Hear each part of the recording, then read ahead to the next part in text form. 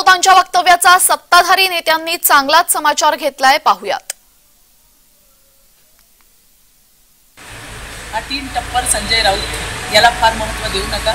आर्थिक घोटाळ्यातल्या जामिनावर सुटलेला हा आरोपी आहे आणि त्यामुळे आरोपीच्या कुठल्या स्टेटमेंटला किती महत्त्व द्यायचं हे आपल्याला पण समजायला पाहिजे।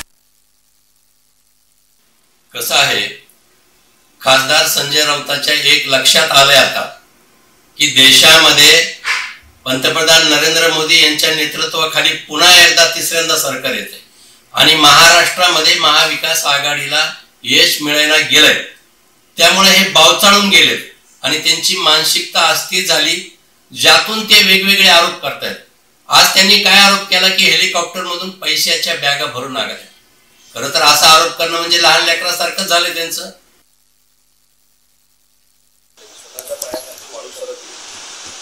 आपले उमेदवार निवडून येत नाही ही जाणीव झाली की अशा पद्धतीचे फालतू आरोप प्रत्यारोप होतात, त्याला कोणी किंमत देत नाही।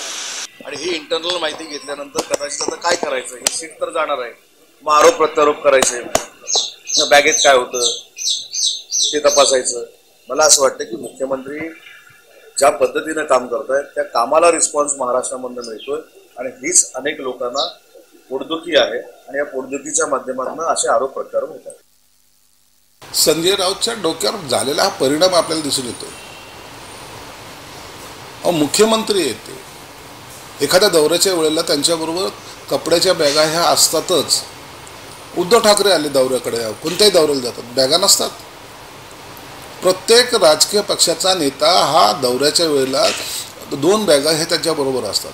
परंतु आता महाविकास आघाडीला पराभव दिसत असल्या कारणानं हे असे व्हिडिओ चोरून व्हिडिओ काढणे, मग त्याच्यावर बातम्या तयार करणे आणि लोकांमध्ये गैरसमज कसा पसरेल, बघा पैशाचा अमाप वाटप झाल्यामुळे आमचा पराभव झाला।